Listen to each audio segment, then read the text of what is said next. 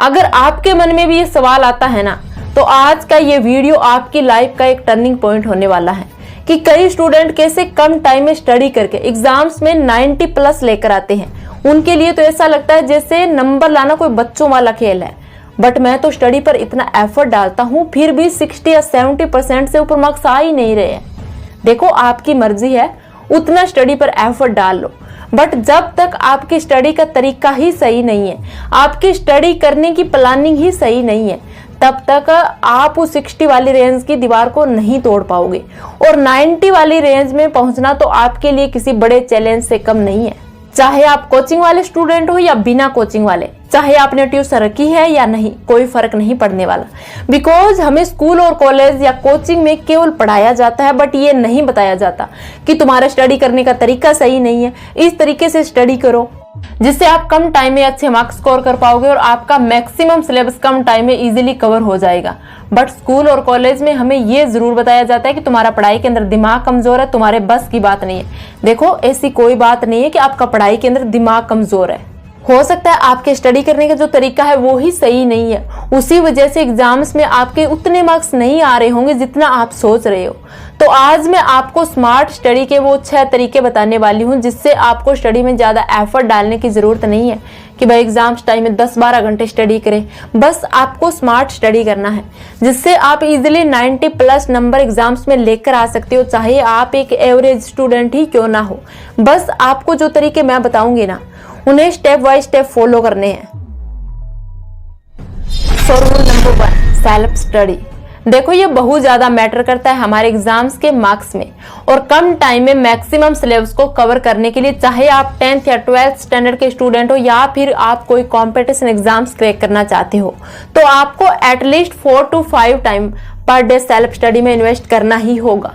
और जब भी आप सेल्फ स्टडी करो तो आपको एक आइसोलेट प्लेस पर होना बहुत ज्यादा जरूरी है, जहां पर कोई भी आपको डिस्टर्ब ना करे और आपका इंटरनेट ऑफ होना चाहिए। अगर आप ऑनलाइन स्टडी करते हो तो जो फालतू की एप्स हैं उन्हें एक बार एरोप्लेन मोड पर डाल दो, क्योंकि आप स्टडी कर रहे हो और बार बार जब नोटिफिकेशन आएगी तो आपका मन पढ़ाई में नहीं लगेगा, क्योंकि आपके मन में बार बार आएगा कि कौन हो सकता है, एक बार चलो देख लेते हैं। तो आपको क्वालिटी स्टडी पर फोकस करना है, चाहे आप 4-5 घंटे की जगह 2 घंटे ही पढ़ाई क्यों ना करो, बट उसके अंदर 100% क्वालिटी होनी चाहिए। सो रूल नंबर 2, एक्टिव रिकॉल। हमें से कई लोग इसे फेयरमैन टेक्निक्स भी कहते हैं। ये स्टडी टेक्निक्स आपकी स्टडी की स्पीड को पहले से 10 गुना इंक्रीज कर देगी। तो सबसे पहले आपको किसी भी चैप्टर को पूरे फोकस्ड तरीके से पढ़ना है और फिर उसके बाद अपनी बुक्स या नोटबुक्स को बंद करके उस टॉपिक को एक्सप्लेन करना है बोल बोल कर, बहुत ही धीरे धीरे पूरे सेंटेंस यूज करके। और उस वक्त आपको इस तरह से फील होना चाहिए कि आप किसी को पढ़ा रहे हो, आप एक टीचर हो। अब आप में से कई स्टूडेंट को ऐसा लग रहा होगा कि वो इस टेक्निक को यूज नहीं कर सकते बिकॉज उनके घर में ज्यादा स्पेस नहीं है, इससे उनके घर वाले डिस्टर्ब हो सकते हैं। तो इसके लिए आप अपनी वॉइस को बहुत कम रख सकते हो। वैसे आप थोड़े धीरे बोलकर अपनी वॉइस को रिकॉर्ड भी कर सकते हो और उसके बाद में उसे सुन सकते हो। कहते हैं ना कि जो चीज हम सुनते हैं वो चीजें हमें लॉन्ग टाइम याद रहती है। ये बहुत ही बेस्ट मेथड है रिवीजन करने का। इस तरीके से आप रिवीजन करोगे तो थोड़े थक तो जाओगे, क्योंकि आपका माइंड मल्टीटास्किंग वर्क कर रहा होगा, पूरा एक्टिव है, सोच भी रहा है, आगे अप्लाई भी कर रहा है और सुन भी रहा है। इससे आपके माइंड में आप जो भी वर्क कर रहे हो सिर्फ वही चल रहा होगा, एक्स्ट्रा कुछ नहीं। इस टेक्निक से आपको क्या फायदा होगा, आप 4-5 घंटे में उतना डीपली अपने सिलेबस के पोर्शन को कंप्लीट कर लोगे जितना आपके फ्रेंड्स 10-12 घंटे में हाई वर्क करके भी नहीं कर पाएंगे। So rule number 3, take a break in studies. बहुत से स्टूडेंट्स की प्रॉब्लम होती है कि वो लॉन्ग टाइम नहीं पढ़ पाते, 1-2 घंटे पढ़ने के बाद ही बोर हो जाते हैं। तो आप अपनी स्टडी करने की जो पावर है ना, उसे बिना बोर हुए कैसे बढ़ा सकते हो, इसके लिए आपको पोमोडोरो टेक्निक को यूज करना है। वो कैसे, मैं आपको पूरा डिटेल में बताऊंगी। बिकॉज ये टेक्निक कहती है कि 50 मिनट की स्टडी करो और 10 मिनट का ब्रेक लो, या 25 मिनट स्टडी करो और 5 मिनट का ब्रेक लो। अगर आप इस मेथड से स्टडी करते हो तो आपको 2 बेनिफिट होंगे, जिससे पहला फायदा है कि आप टाइम पर फोकस करते हो, ना कि टास्क पर। अगर आप ऐसा करते हो तो आपको यह टेंशन नहीं होगी कि चैप्टर कब खत्म होगा। क्योंकि आपको पता है कि मुझे 25 मिनट्स ही तो पढ़ना है। फिर चाहे इस टाइम में आप एक चैप्टर कंप्लीट करो या पूरा सिलेबस ही। इस टेक्निक का जो दूसरा फायदा वो है कि आप स्टडी को टालोगे नहीं, क्योंकि आपने स्टडी करने का जो टाइम है ना वो बहुत कम कर दिया है, केवल 25 मिनट्स। इसीलिए अगर आपका मूड ऑफ भी हुआ फिर भी आप अपने माइंड को कन्विंस कर लोगे कि यार 25 मिनट्स तो पढ़ना है, चलो पढ़ लेते हैं, फिर चाहे 10 लाइन ही क्यों ना पढ़नी हो। और जब आप 25 मिनट्स का एक सेक्शन दे देते हो तो आपका एक मूवमेंट बिल्ड हो जाएगा और इससे थोड़ा आपको कॉन्फिडेंस भी आ जाएगा। फिर आप ऐसे 25 मिनट्स या 50 मिनट्स के पूरे दिन में 15-20 सेक्शन दे सकते हो।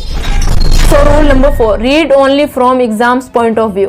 यह स्ट्रेटजी कहती है कि जब भी आप एग्जाम्स की तैयारी कर रहे हो तब आपको सिर्फ अपने एग्जाम्स के लिए पढ़ना है, यानी एक्स्ट्रा चीजें बिल्कुल भी नहीं करनी। कोई चैप्टर आप पढ़ रहे हो बट अगर उसके एग्जाम्स में आने के बहुत कम चांस है तो वो आपके लिए एक बहुत बड़ा टाइम वेस्ट है। और आप में से मैक्सिमम स्टूडेंट एग्जाम से पहले सबसे बड़ी गलती यही करते हैं। इससे आपके एग्जाम्स में अच्छे मार्क्स स्कोर करने के चांस बहुत कम हो जाएंगे। और जितना आपका टारगेट है, मान लो आपका 90% का टारगेट है तो आपके 30% मार्क्स आपके कम हो जाएंगे अगर आपने एग्जाम्स की प्रिपरेशन करते समय ये गलती की तो। अब आप कहोगे कि हमें कैसे पता चलेगा कि एग्जाम्स में कौन सा चैप्टर ज्यादा इंपॉर्टेंट है, तो इसके लिए मैं आपको 3 इफेक्टिव मेथड बताने वाली हूँ जो आपके एग्जाम्स में 60 से 90 वाली रेंज में आने के लिए बहुत ज्यादा हेल्प करेंगे। तो पहला मेथड है कि हर चैप्टर के हर टॉपिक को खत्म करने के बाद आप उस चैप्टर के लास्ट 3 इयर्स के क्वेश्चन पेपर को सोल्व जरूर करो। अगर बाई चांस आपके पास ज्यादा टाइम नहीं है, आपके एग्जाम्स बहुत ज्यादा नजदीक है, तो आप पिछले 1 साल के क्वेश्चन पेपर को सोल्व करो। इससे आपको ये पता चलेगा कि उस चैप्टर से कितने क्वेश्चंस आएंगे एग्जाम पॉइंट ऑफ व्यू से और आपको उस चैप्टर को कितना एफर्ट देना है। सेकेंड है, टॉपर स्टूडेंट्स के इंटरव्यू सुनो जो एग्जाम्स क्रैक कर चुके हैं, क्योंकि उनके पास एक्सपीरियंस है कि इस एग्जाम्स में किस तरह के पैटर्न की ज्यादा डिमांड है, कौन से टॉपिक ज्यादा इंपॉर्टेंट है, आपको कौन सी गलती एग्जाम्स में नहीं करनी है। और तीसरा है नोट्स। आप एग्जाम में वही नोट्स यूज करो जो मैक्सिमम टॉपर ने उस नोट्स को एग्जाम टाइम पढ़ा था। अगर आप ये 3 चीजें करते हो तो आप में भी एग्जाम में टॉप करने वाली क्वालिटी आ जाएगी और आपको पता चलेगा कि एग्जाम पॉइंट ऑफ व्यू से क्या इंपॉर्टेंट है।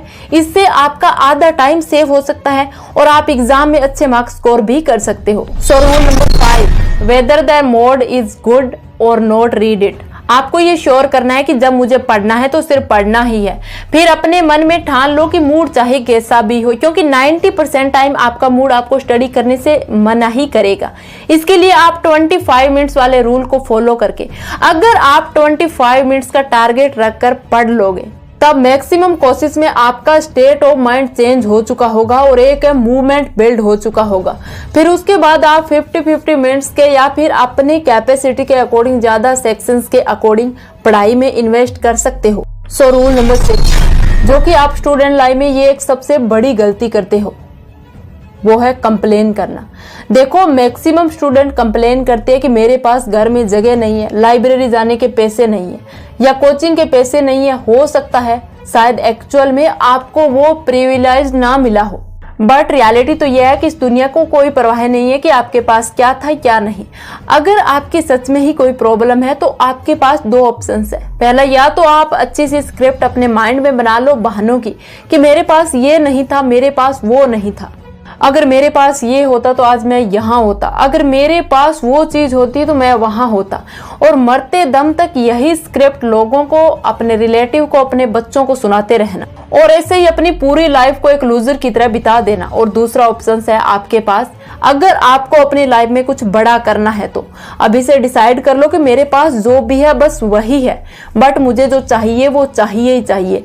देखो कभी ये मत सोचो कि मेरे पास ये नहीं था वो नहीं था, बस ये देखो कि मेरे पास रिसेंटली क्या है और खुद से वादा करो कि बस मैं इसी चीज से अपनी लाइफ बना दूंगा। तो इस पूरे वीडियो में हमने क्या सीखा एक बार शॉर्ट में समझ लेते हैं। तो फास्ट स्टडी टेक्निक में जो पहली टिप थी जिसमें हमने सीखा कि कोचिंग ट्यूशन सब ठीक है बट सेल्फ स्टडी के बिना 60 से 90 वाली रेंज में पहुंचना बहुत कठिन है।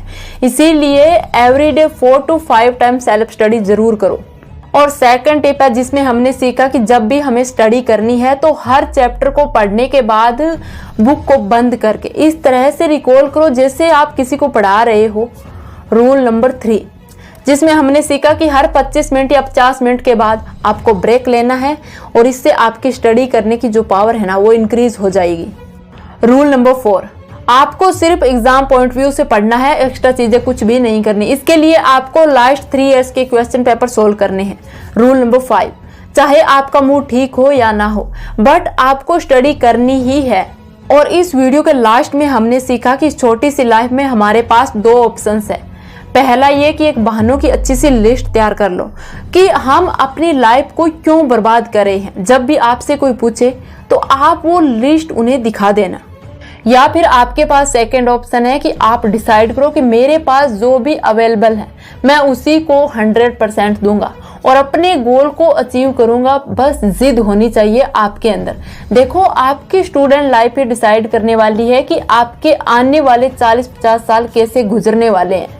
तो आज के ये स्टडी हेल्पिंग वीडियो ने आपकी लाइफ में कितनी वैल्यू ऐड की, प्लीज कमेंट सेक्शन में जरूर बताना। और हाँ, अगर आप ये 6 स्टडी टिप्स अपने एग्जाम से पहले अपनी स्टडी पर अप्लाई करते हो तो आप उस 60 वाली रेंज से निकलकर 90 वाली रेंज को इजीली क्रॉस कर पाओगे। अगर आपको ये वीडियो अच्छा लगा है तो यार एक लाइक तो कर ही देना। अगर आप आरडी मोटिवेशन लाइफ फैमिली के मेंबर बनना चाहते हो तो चैनल को सब्सक्राइब भी कर लेना। तो आज के इस वीडियो में बस इतना ही। Bye bye, take care, all the best.